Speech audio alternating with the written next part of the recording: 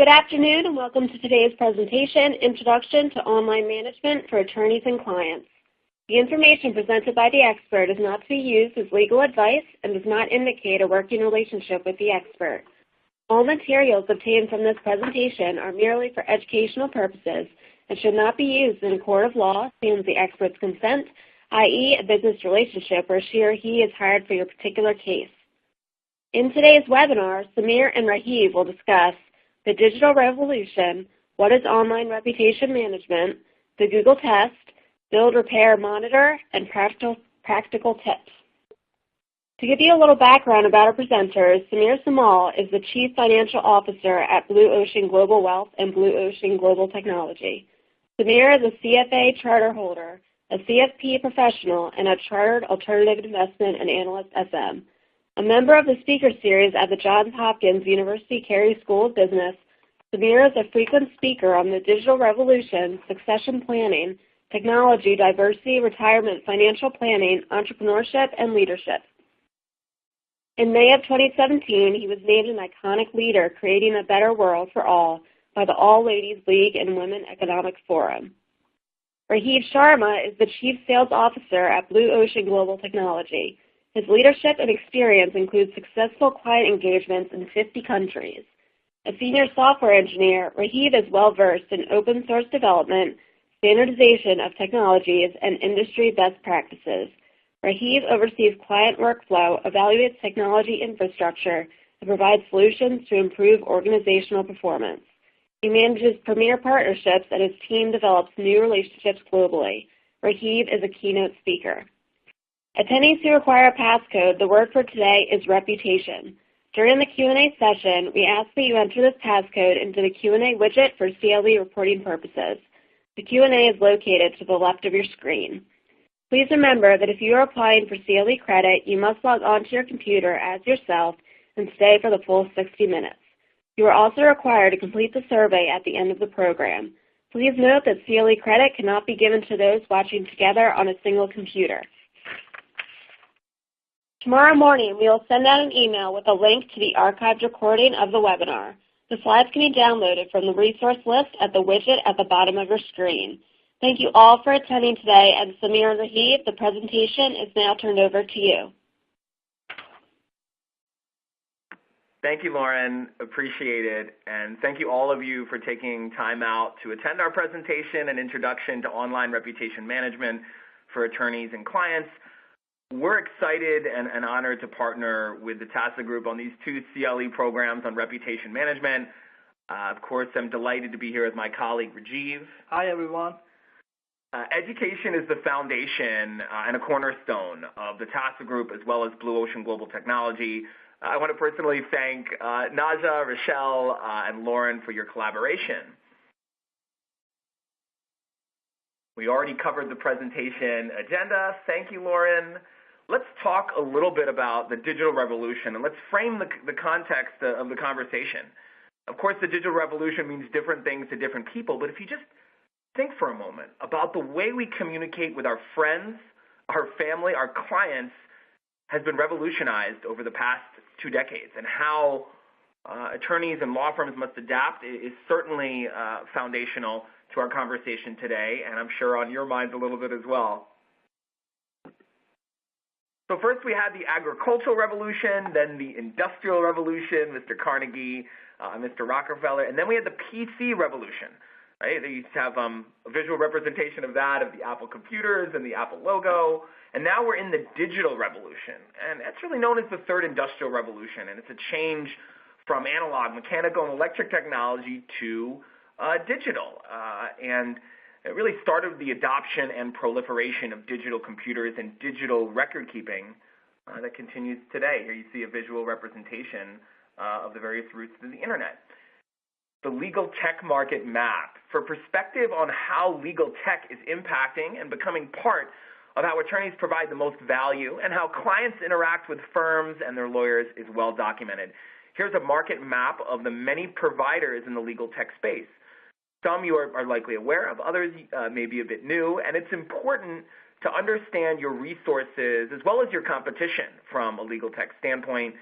You know, for instance, just Legal Sifter at the top there uses artificial intelligence to help people negotiate contracts with speed and competence. Their sifters give advice, for instance, on leaders and lawyers in seconds, and that can be an asset for your practice and business. So, again, it's important to be aware of the many legal tech opportunities for you in your practice. So within the legal technology, there are firms doing things differently. Here we have trends broken down by category to provide you some perspective on key areas of interest. Again, we have a lot of content to cover today. We've tried to put in some of the very best slides and information. Some we'll spend a little bit more time on. Some will move through quickly because we want to make sure we cover the presentation and this hour is as impactful as possible. When I present this slide, the lifespan of an S&P 500 company to a group of, whether it's attorneys, C-level executives, I mean, you can almost hear a pin drop. The average life of an S&P 500 company being listed on that index has gone from 67 years in the 1920s to 15 today. And that's largely as a result of technology, which is so important.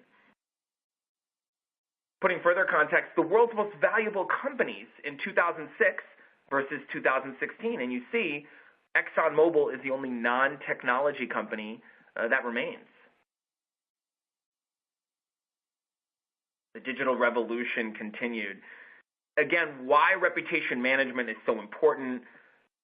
The way, of course, we interact and communicate has changed. If you just think about the world's largest taxi company owns no vehicles, the world's largest accommodation provider, an Airbnb, owns no real estate.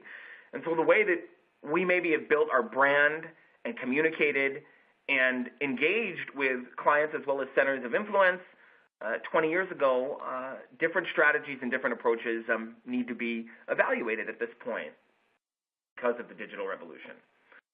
So blue ocean legal trends, I'm not here today to talk about blue ocean global technology, blue ocean global wealth, but there are some fundamental trends that are the impetus for creating this presentation and why we prioritize so much time in working on online reputation management cases as well as educating on the very same. Yes, the supply and demand imbalance of quality legal advice. Why we love working with the TASA Group is they work with some of the very best attorneys and firms in the country. And there is going to be a continued need for your services. Again, supply, demand, and balance of quality. Of course, I emphasize quality. Yes, the digital revolution. We've talked a little bit about that. The interdependence of our global supply chain with respect to technology, communication, and human capital. Right? It used to be Henry Ford in the assembly line. Now it's the disassembly line. Yes, the commoditization and digitization of legal advice. And the traditional law firm model is being disrupted. And, of course, legal tech is growing faster than other industries. This is going to continue because mobile access and improved user experience will fuel growth. The American Bar Association. So forget about what Samir has to say, what the TASA Group has to say. The American Bar Association, in their Rule 1.1 for competence, talks about, hey, to maintain the requisite knowledge and skill, a lawyer must keep abreast with changes in the law and its practice, including the benefits and risks associated with relevant technology. They must engage in a continuing study.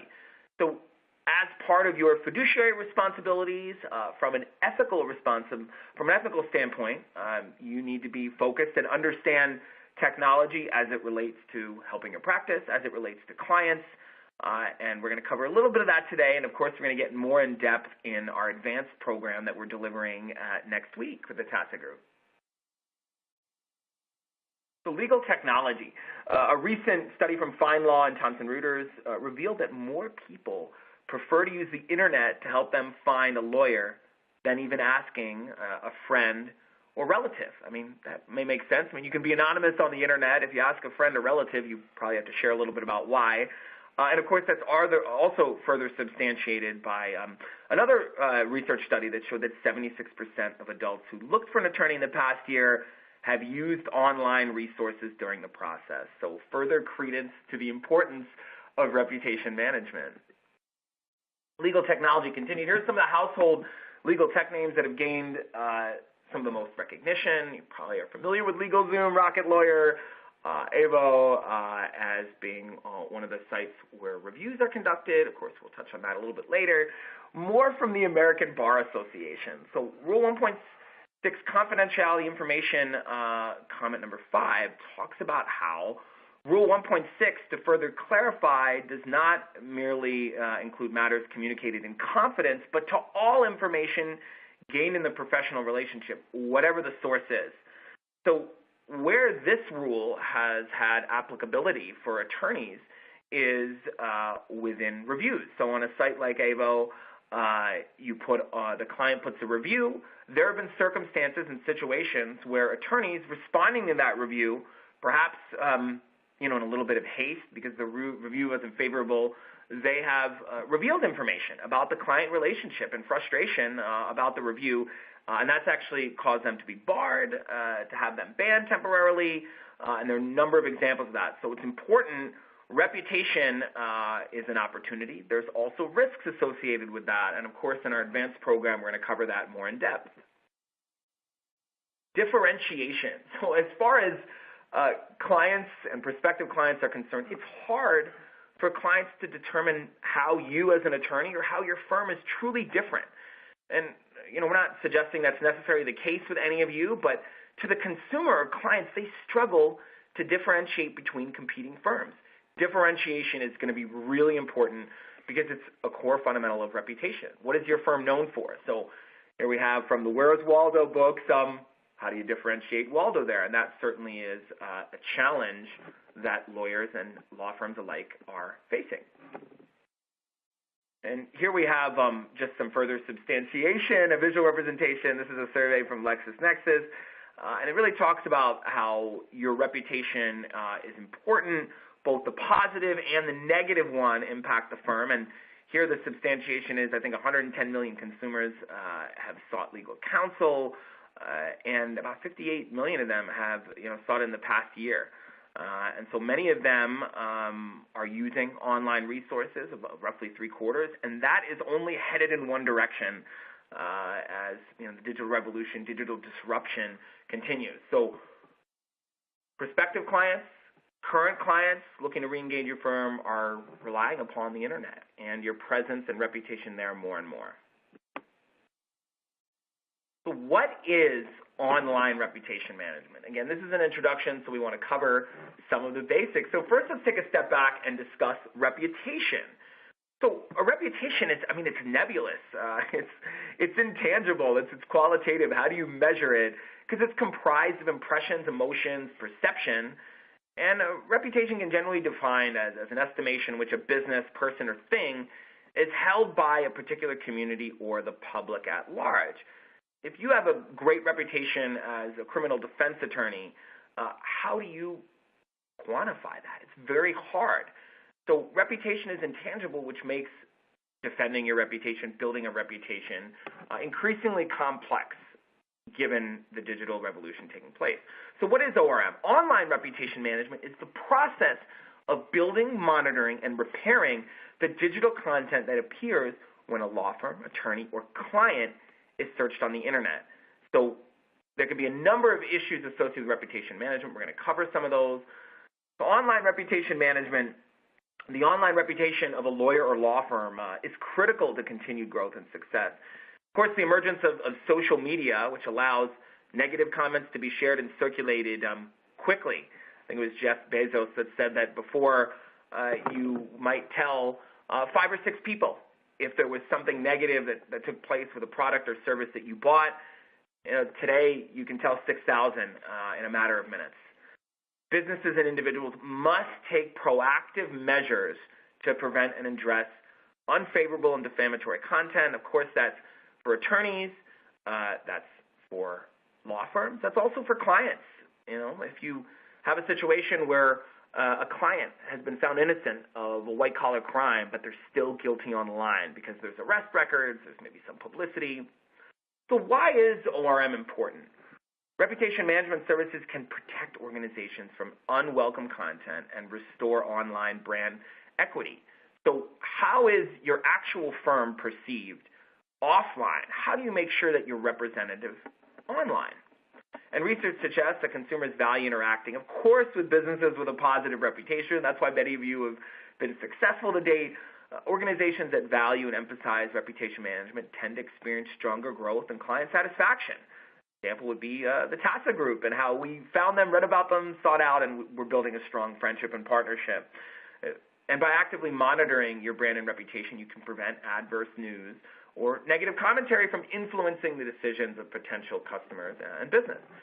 So here's further substantiation by a survey. Of course, yes, 95% of CEOs surveyed believe it plays an important role. More importantly, of those 95%, just under 20% had a formal system for measuring the value of their corporate reputation. So it's one thing to know about, hey, reputation is important for our firm, for each individual attorney, for clients, but doing something about it and taking action, right? Practice and theory.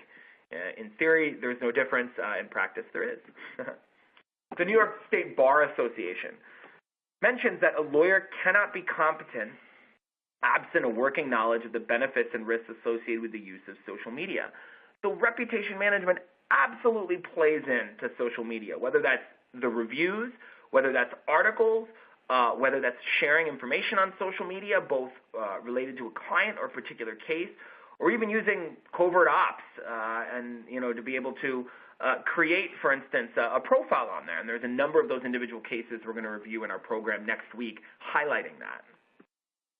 The Arizona State Bar Association, as a matter of legal competence under Rule 1.1, a lawyer must have competence in the skills reasonably necessary for representation, which includes technology. So, of course, understanding how you're interacting, how your firm is engaging, and clients and sharing information is fundamentally important. That's part of technology. And I know it can seem a little bit overwhelming. This word technology covers a lot. And we hope that this presentation today and next week on reputation management provides some clarity so that you can make more informed decisions. California State Bar Association, even if e-discovery is relatively new, the duty of competence is not. And in today's technological world, every case has the potential to involve e-discovery, right? Whether that's finding information online, whether it's a client posting something, whether it's verifying, whether it's an attorney sharing information, e-discovery is very, very important and becoming increasingly prominent. So we're going to start with the section 3, the Google test. And so what actually is the Google test? If we look at this stats, you can see why it's called the Google test, because most consumers use Google as the default option when they want to search something on the internet. So if a prospect wants to find something about your firm, most likely they will Google you. So you can see Google has more than 85% of people using them as a primary search engine. And that kind of makes sense. We almost use Google as a verb these days. So moving on to the next slide. The story of Google, it began in January 1996 as a research project by Larry Page and Sergey Brin. Google sought to organize the information on the internet, and that's why they named it after Google, which means 1 followed by 100 zeros, and that is what they're doing. And they're filtering all the information and sharing the relevant information to the users. So what actually are the searches all about? People perform searches for plenty of reasons, including finding a restaurant or a gift for mom or researching for the next lawyer. Every second there are more than 63,000 searches performed, and every day there are 5.5 billion searches performed by the users on Google. Every internet search done on a law firm or attorney yields a search engine result page, which in fact means 10 results on the first page and every page of Google search results. Your reputation is directly linked to Google searches. What do they find when they search for your firm name or a particular type of lawyer? What they find directly relates to your reputation. So what actually Google has been doing? Google has a very complex algorithm in place to perform the searches, and that's how they are able to filter millions and billions of pages on the internet. So Google keep on making the changes in the algorithm from time to time, starting with Google Panda in 2011 to Google Fred in 2017. It is continuously changing, which is why it is so important to monitor your online reputation on a regular basis.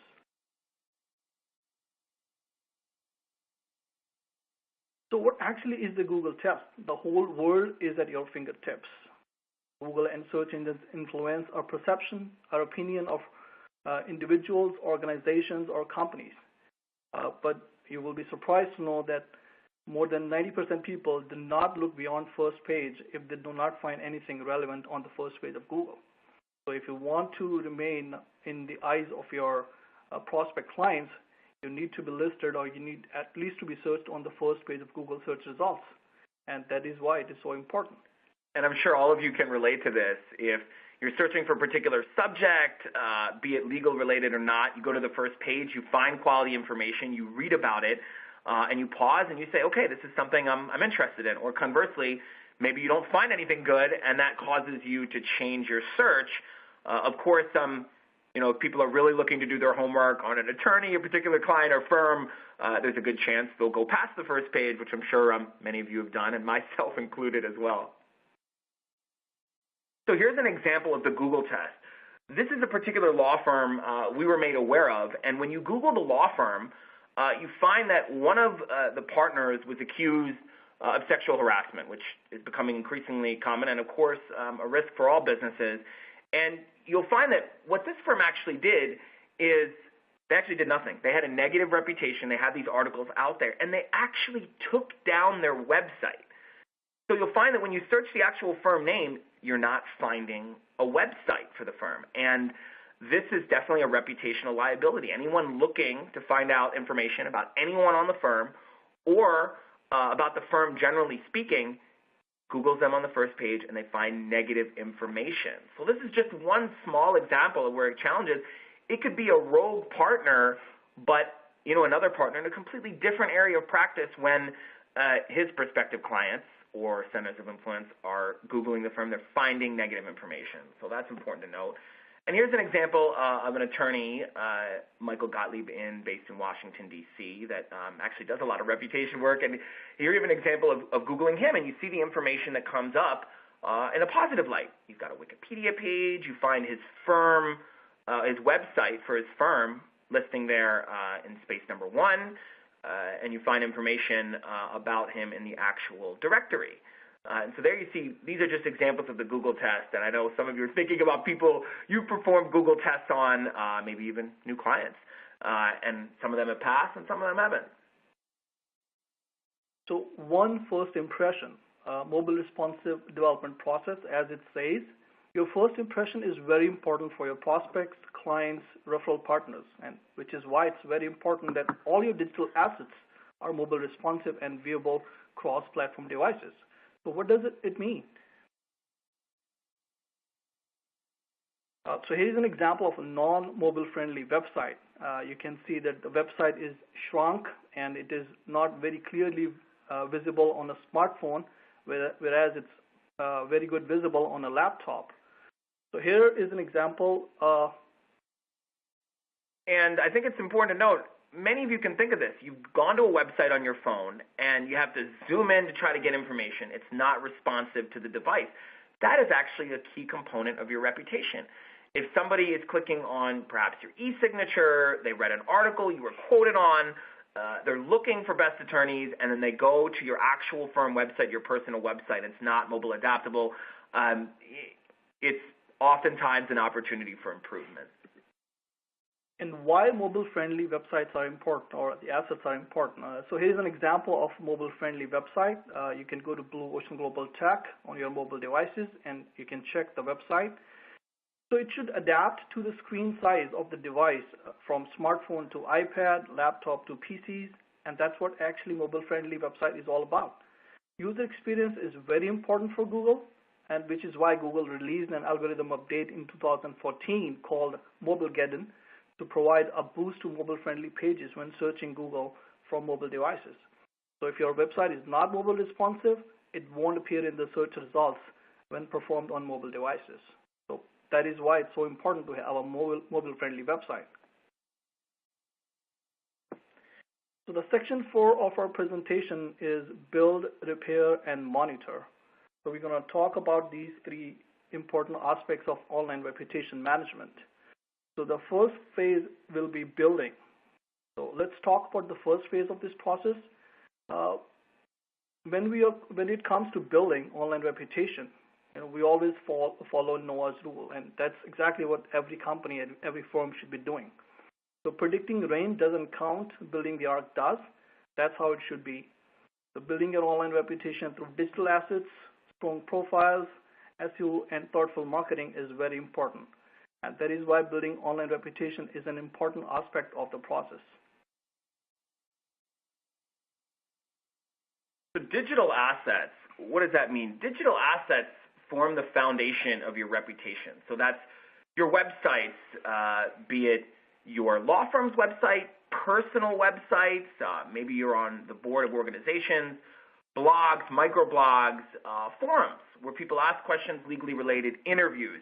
Maybe you're interviewed on TV. Maybe you're interviewed by ALM, guest blogging, webcasts, podcasts, bookmarking sites, social media. So we make a conscious effort, not only for clients, but for ourselves to build our digital presence and build these digital assets. So if you Google my name, Samir Samal, you will find over the course of the first, 10 pages, many digital assets that we've built so that while Samir is hopefully delivering this presentation and people are learning, others can learn about him online.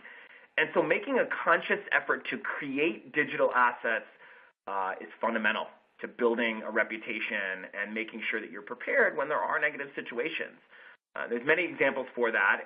It's also positioning those digital assets. So if Samir has an awesome interview on YouTube, but it only comes up on page 6, when you search him, most people aren't looking at that. So being proactive about your digital reputation, building the assets and then implementing them is fundamentally important.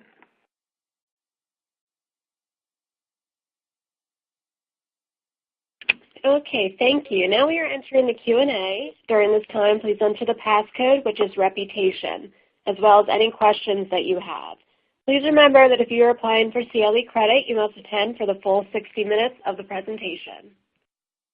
First question we have is, do you have advice on who in a firm or company should be actively managing online reputation? How far up the chain should they be given the amount of impact they could have? I love this question, and I've received it before. So first and foremost, I think Chief Marketing Officer, generally someone who is a shareholder in the firm, a partner. One of the challenges that we found in studying reputation and working with so many organizations is oftentimes a reputation is responsible for the leader, maybe a CEO.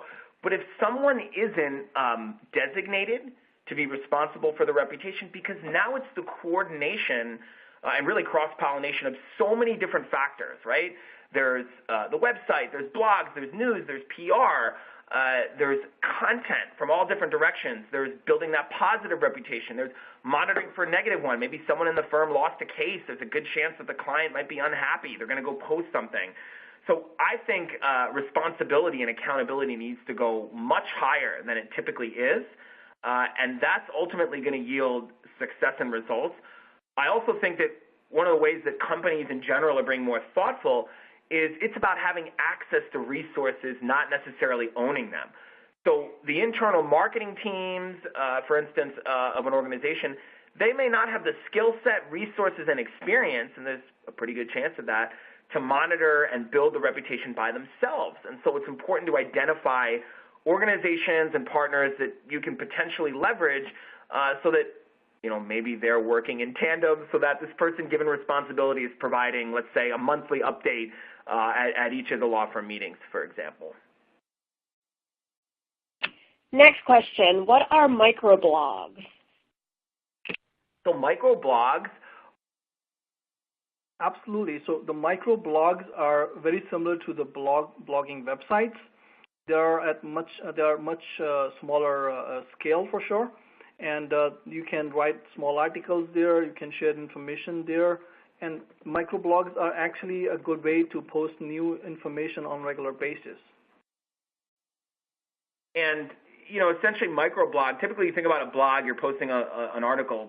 A microblog can just be considered a website, which a user or a registered user makes short or frequent posts. So, of course, you're not necessarily posting, everything or information you shouldn't, but you're posting, maybe giving updates, what you've learned, different changes that are taking place in the regulatory environment, it's a form of blogging in that its content is typically smaller, in both size and actually what's being shared. So the summary there would be it's easier to do a microblog where you don't have this pressure to put out maybe a 1,000-word article.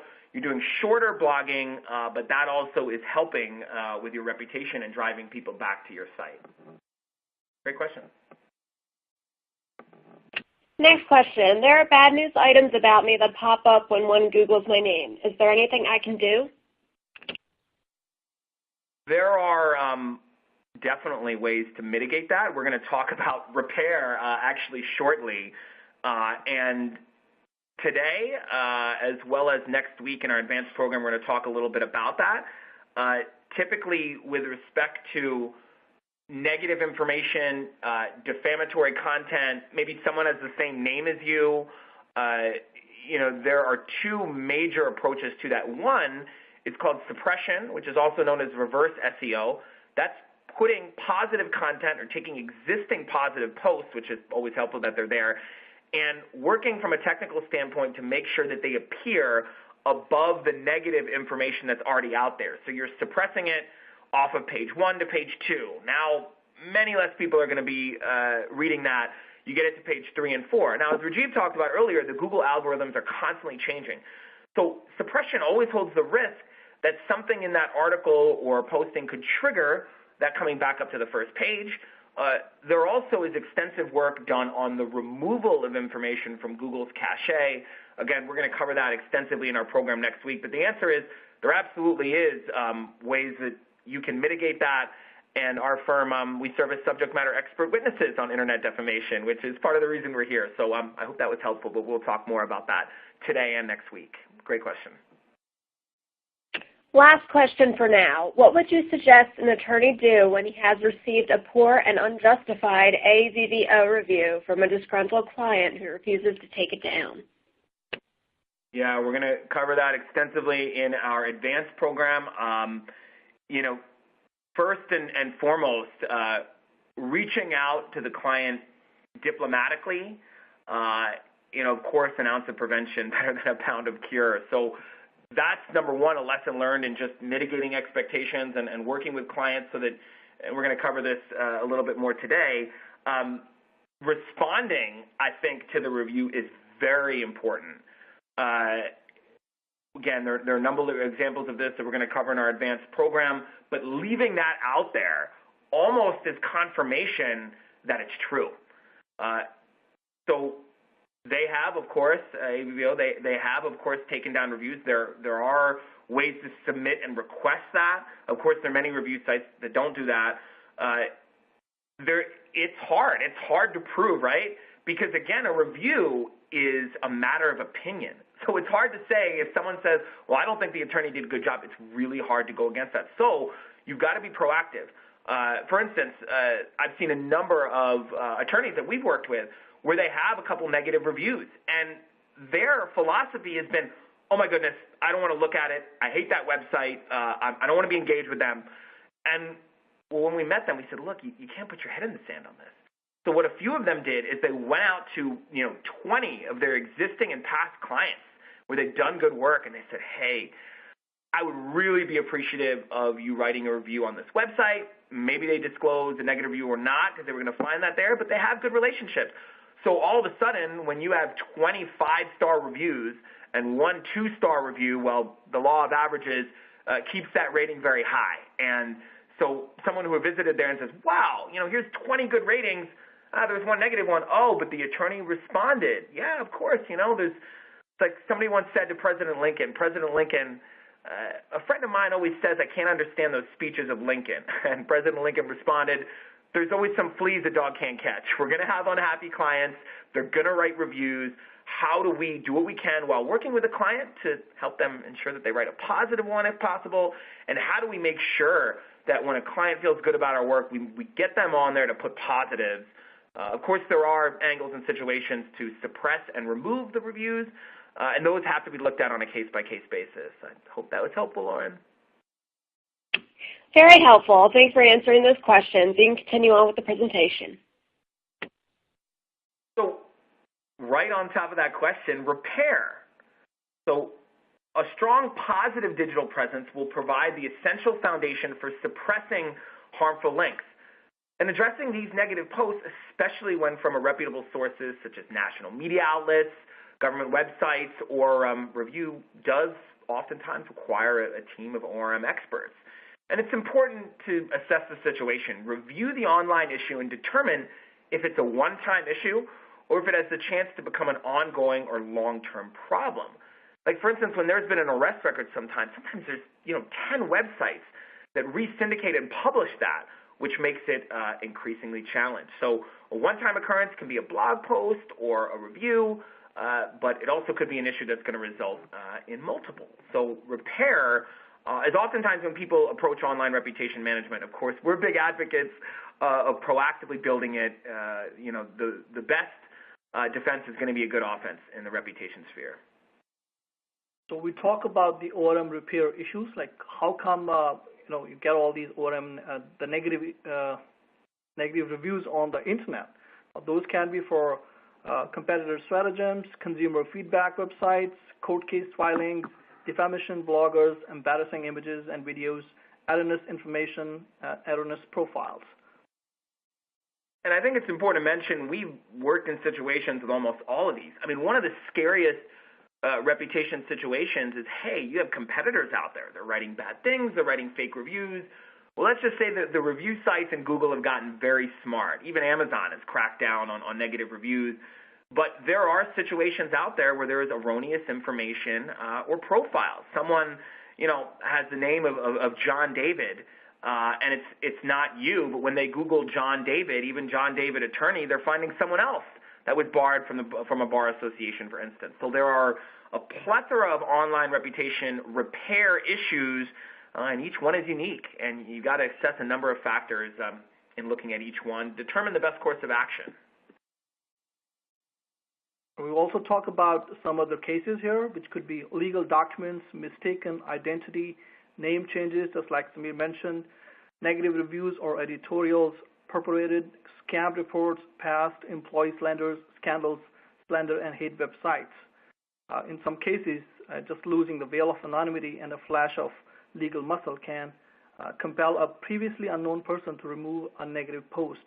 So thus, so many business owners choose to live with short-term blemish, figuring that a problem will eventually blow over, but that is actually not the case. And I think it's critical with respect to reputation repair is maybe someone brought it to your attention, and if one person told you about it, how many people have looked at it and maybe not said anything. It's one of the challenges with reputation being a nebulous, intangible concept is opportunity cost. Like, if you were to, I sometimes frame it like this for law firms and attorneys we work with, or businesses in general. If you have a negative asset out there on the internet, and you cannot know how many people have looked at that, how many people have stopped doing business with you, and so it's important to think about, hey, if one client saw that, one prospect, and didn't become a client because of that, how much lost business would result? And that's certainly an area of interest. So what actually it includes when you repair a reputation? Now, we conduct a thorough analysis and share a client-specific ORM report based upon our assessments and subsequent client feedback. We provide the time frame required to suppress the negative links. The pricing is determined by the number of negative keywords. That can be 1, 2, or 5. Validity of the negative content, how old the content is, whether it's true or not, and the prominence of the hosting website. What's the domain authority of the website? What kind of traffic this website is getting. So there's so many ways to assess the situation, and based upon that, the repair process is defined. And again, with repair, there's suppression, moving it to a lower page, and there's removal. We extensively explore removals. Sometimes they're possible when we didn't think they were. Sometimes they're not possible when we thought they might be. So again, our team invests a lot of time and resources in this area because we know how important it is to have that completely gone from Google, and people can definitely sleep easier. So the final phase of online reputation management would be monitoring your online reputation. Whether you have already a strong digital presence or recently mitigated a negative link, it is very important to monitor your online reputation. There are many tools available to monitor your online presence, and we will talk about these tools very soon. I think monitoring is the ongoing, and we do a lot of monitoring for businesses, for firms. You know, that's making sure that, hey, something negative is out there on the keywords that represent the firm best, and as soon as it shows up, it's mitigated, and you work to ensure that nobody else is going to see it. And I think that's one of the challenges, is that reputation. As Rajiv mentioned earlier, the world is at your fingertips. So there can be information out there about you that you don't even know about, or your firm. And I think it's increasingly important that monitoring that can certainly be a stitch in time, saving 9. So talking about the monitoring tools, we have mentioned Google Alerts, TalkWalker. There's so many different tools available to monitor your online reputation. So let's take an example of TalkWalker. TalkWalker is a social media intelligence company specializing in advanced listening, analytics, and reporting. So they collect information from various sources, which include more than 150 million websites globally in 187 languages, access to a full Twitter firehose, blogs, forums, 850,000 news websites, more than 10 social networks, including Facebook, LinkedIn, Twitter, Instagram, etc., etc. And there's a very extensive tool which can be used to monitor your online reputation. So one of the ways that we work in cases is to share information, and oftentimes, because some of these tools are complex, there's a lot of moving parts with reputation, so we've got a lot of experience in monitoring, which is important. Even if you build a positive presence, you want to continuously monitor. So here is the checklist for managing your brand's online reputation. You should know your vision, understand stakeholders' personas, define your voice, set brand guidelines, identify relevant platforms, build media relationships, and monitor activity. So you need to build your online reputation according to your firm's vision, stakeholders, brand guidelines by building positive assets and media relationships, and it's very important to monitor the online activity as well. Okay, so let's move into some practical tips. So 5 ORM strategies for attorneys. 1, and this goes back to a question earlier, integrate legal and PR decisions and resource allocations. A lot of times with larger firms, there's a silo-like structure. With smaller firms, reputation might be your biggest asset for amplifying your brand online and reaching new people. Have balanced communication, prepare for crisis, and plan for reputation repair. These are things that are going to take place, whether it's a review, whether it's a court case, even losing a court case. Sometimes it's as simple as an initial news story came out, someone was quoted, and now when someone's name is being Googled, that news story is coming up when they were just providing opinion on another subject, but it's giving the negative perception, and it's defamatory. Of course, manage risk and consider legal ramifications. That's going to be covered extensively in an advanced program. And, respond with care and diplomacy. It's happening more often than some of you might know, where attorneys are frustrated by these negative reviews and they're responding online, and that's coming back to haunt them in ways that can hurt their business. So, I think it's the old Thomas Jefferson line, if it's such a good idea to tell somebody off today, it'll probably still be a good idea tomorrow. So 10 strategies to improve your law firm's online reputation. 1, learn to see your online reputation as a valuable asset. Successful firms and businesses alike are understanding that their opportunity set, both positive and negative, is directly correlated to how they are being represented online. And just think about yourself, for example. Regardless of how old you are, which area of practice, you're using Google to find information, and that means that clients and prospective clients are also using Google to find information about you. And recognizing that is, of course, the first step. Creating a client-focused corporate culture. I'm sure a bit of you already have this. Working with clients to integrate, the fact that, hey, you're going to serve them. There are no guarantees in this particular case. You're going to give it a best efforts. Checking in with them along the way, making sure that they're engaged, treating with dignity. And when they're happy about the process, maybe the outcome isn't what you expected, you're able to comfortably say, hey, I gave it my best efforts. I explored all options. We were on the same page. Were you satisfied in working with me? Maybe the result wasn't what you wanted or what I wanted. I did everything that I could. Were you satisfied? Yes, Mr. Lawyer, I was. Okay, great. Would you mind writing a review for me online? I'd be so appreciative. Or you just won a case, you got someone off a particular charge. How do you immediately come back to them and say, make it part of your process that you're getting that feedback? So, of course, encourage online engagement by providing education, educating your clients on their options. By being an educator, sharing the perspective that you have unique to your particular legal discipline is fundamental to your online reputation.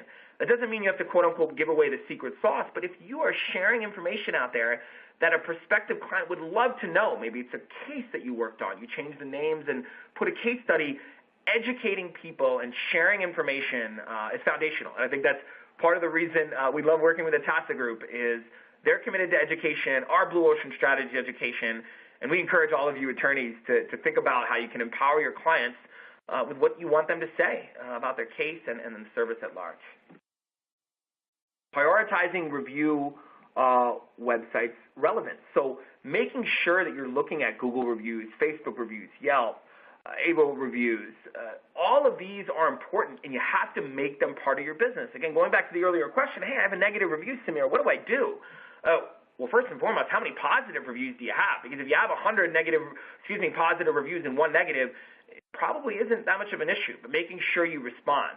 So these review sites are becoming more and more important. In fact, in building this program and speaking to some of our clients and strategic partners and asking, they said, you know what, Samir, over the last couple years, I'm finding when clients walk in the door, they are finding us and actually engaging us as a result of what others say on these review sites. So definitely important. Don't focus on association-based awards and rankings. I want to play devil's advocate here. I think association-based awards and rankings are important and should be used, but don't rely upon them exclusively. They're an honor, they're helpful, but what you want to do is also share actionable information about your practice or your firm and invest the time or effort in establishing and managing that reputation. So those reviews and awards are not the end-all, be-all. Of course, I would say that they do have a place and they are important. Diversify your practice to include review-conducive clients and cases, right? It's in any business, 20% of your revenue coming from 80%, the 80-20 rule. So it's important that sometimes there's cases that may not be appropriate, but you want to take them on and having the courage to say no. Many attorneys seeking to enhance their online reputation and experiencing similar challenges accept cases on legal matters more likely to trigger engagement, such as family law and tax law. So by allocating a portion of your time to these subspecialties, attorneys can improve their popularity ranking and show up more frequently in search engine results. You also can share information about that. Learn the ins and outs of responding to online reviews. I mean, I've spoken at length for hours on this subject. It's going to be a big part of our next program. Absolutely knowing how to respond to online reviews is important. There's a risk when you respond and you share too much information, and that can hurt you. But there's a risk in not responding because it almost gives, hey, if somebody wrote a review 2-3 years ago and there's no response, it almost looks like the attorney didn't want to address it. So that can be fundamentally important. Create and enhance professional profiles on review websites. Do you have a profile on these review websites? And then having clients go back and actually put a rating there. And, learning these best practices on these review websites and managing them with content associated on each page. So you write an article about something important, you're quoted, you're featured. A lot of times you can add this information to your profile, which is going to help people find you even easier. They'll consider blogging. We talked earlier about microblogging to tackle commonly escalated review issues while protecting privacy. Very important to share information, of course, relevant information. Use your online reputation to enhance your offline marketing. It's powerful to be able to tell someone, hey, I passed the Google test. You can check me out online. There's a good chance they would have anyways, or they already have. And so when you have strong profiles and a strong reputation, your website's AAA rated, it provides information, there's live chat features, you're on review websites, you have a 5-star profile, you can put that in your signature, you can put that on your LinkedIn. There are ways to you can put that on actual brochures and correspondence that's going out. So 5 misconceptions, because online reviews are so important, about online reviews for lawyers. I only need to pay attention to bad reviews to maintain my law firm's online reputation. We've already established that the positive reviews are really, really important. I only need to worry about reviews on law-related websites. Not true. There's many websites out there where businesses agnostic of industry can receive reviews, and so it's important to look at those as well. I have to pay attention to every online review site to effectively manage my law firm's online reputation. Not true. It's too hard for my clients to leave reviews. That's definitely not true. I think you got to ask, you got to establish your expectations up front, and reviews alone will make my firm successful. Not true. Of course, it's going to come down to a number of factors. So we covered digital assets. They're fundamentally important to all phases of the reputation management process. Of course, high-quality content. That is fundamental to how we create reputations, we build them. Of course, how we repair them also may have to do with content. So the quality content should be focused around the targeted keywords. So what are the keywords? The keywords are the ideas and topics that define what your content is all about. So if you boil everything on your page, all the images, video content, down to a simple word and phrases, those are your primary keywords. For example, sexual harassment lawyer, USA, criminal, securities attorney, New York City, internet defamation law firm. These can be primary keyword phrases for certain law firms. So what is keyword density? This is a little more technical, I would say, but keyword density refers to the percentage of times a keyword or phrase appears on a web page compared to the total number of words on the page. So it is recommended to target different keywords for different pages on your website, and each page should have the target keywords appearing at least a couple of times in the first paragraph and then appearing again in the last paragraph or the content. This is a method or a technique to tell Google spiders that this page has good content for the targeted keywords. There is a technical element to that. You want to have the keywords there in a particular percentage, but if you place the keywords too many times on a website, Google's going to penalize you, and that content is not going to be effective in suppressing, for instance, the repair work that your firm is looking to do. So the next point is domain authority. It's a measure of the power of the domain name, is one of many search engine factors as well. Domain authority can be described through 4 dimensions: prestige of a website and its authors, quality of the information presented, information and website centrality, competitive situation around the subject. So there are 3 different factors: age, popularity, and size to define domain authority. But I would say the content marketing is what actually going to improve your domain authority, nothing else. So you should have a very qualified and quality content on the website to have higher domain authority. So these are a few websites with their domain authority. You can see plus.google.com with the domain authority of 100, Instagram domain authority 100, Facebook 100. So these are the different digital platforms on which you can create your assets to have good profiles to counter the negative whenever they come out. Yeah. So an earlier question, how do you mitigate a negative link? Well, first, we're going to analyze the domain authority. We're going to see what type of sites we can do to suppress that before we even, look at every single removal option. So what is hyperlinking versus cross-linking? So hyperlinking is a process in which we simply link, something to the data. It can be an image, it can be a PDF file, it can be a Word document. So when someone clicks on it, it goes to that page showing that information. And what is cross-linking? Within a website, you may have a home page, about us page, the services. So how you actually cross-link those pages are actually going to define the authority of those pages. And that's why hyperlinking and cross-linking is very important when it comes to search engine optimization and online reputation management work. Again, talking about some of the technical strategies used so that you can have influence and affluence over your reputation around certain keywords for your practice, your name, or your firm name. So Google your website, find your keywords, absolutely. Of course, your name, your firm name, what practices are you known for? Where have you had the most success? And of course, there you can determine both positive and negative assets that exist. Maybe you don't find anything there. That's great. That's an opportunity for improvement, and that's where you can build a positive presence. We're going to keep moving here in the interest of time. Yes, Google Alerts. Have a Google Alert for your name, for all your keywords. We work extensively with clients to identify these keywords and make sure we're monitoring them.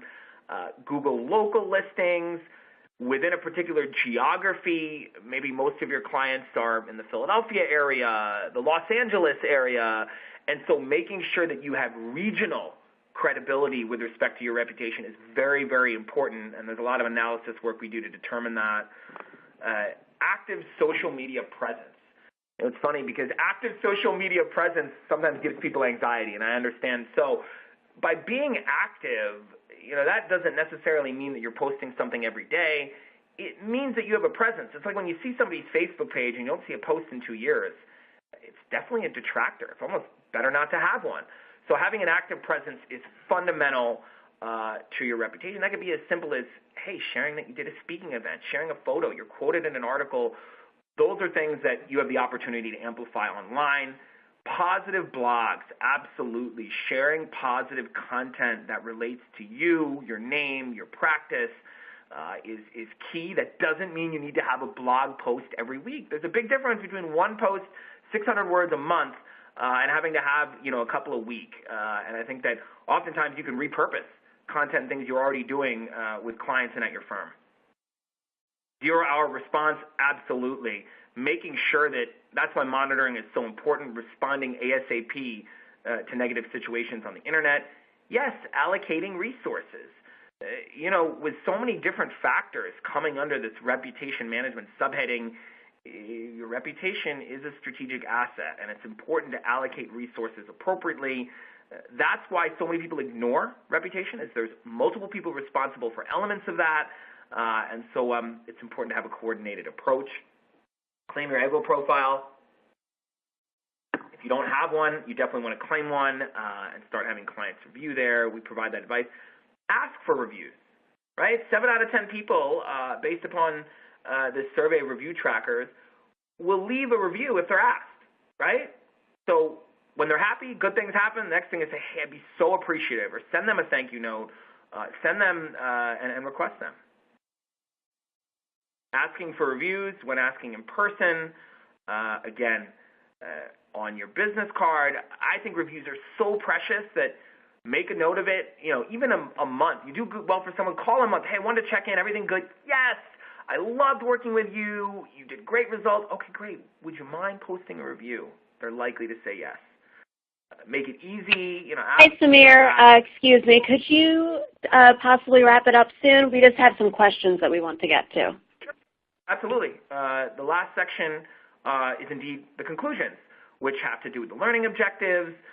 Again, we understand the importance of reputation management, the Google test.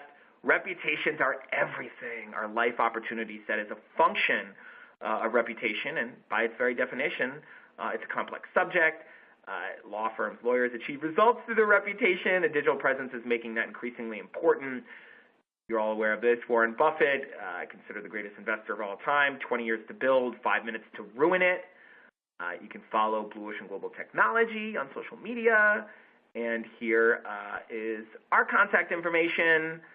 You can feel free to reach us directly. And I think we're on to questions.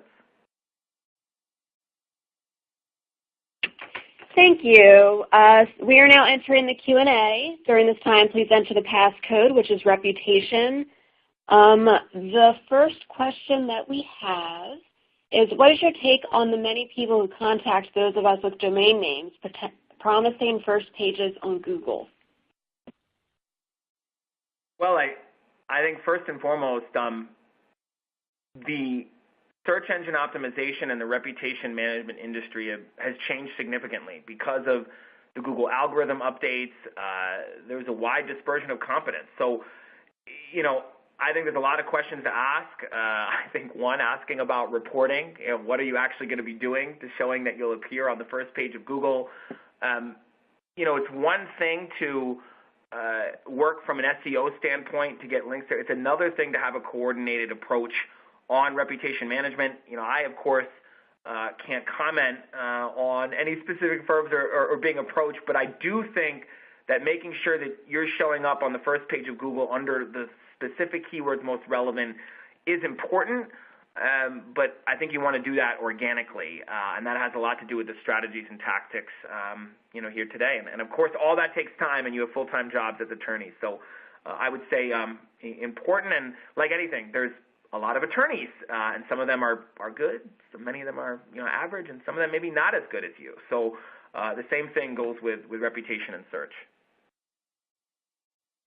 This is the last question we have time for today. How do we contend with client confidentiality and responding to negative reviews? That is certainly a challenge, and I think you can tune into our program next week on, I think, Tuesday the 23rd, and we're going to cover some of those examples. And I think first and foremost, as highlighted from the American Bar Association, some of the state bars, is you have to be very, very careful about revealing anything about the case.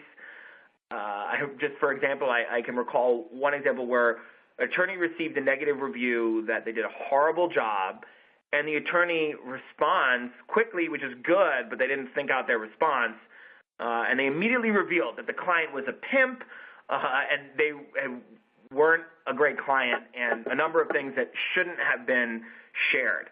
And so that's where you have to manage risk. I think you can respond with diplomacy, and there's a number of examples of that, especially a long, well-thought-out response.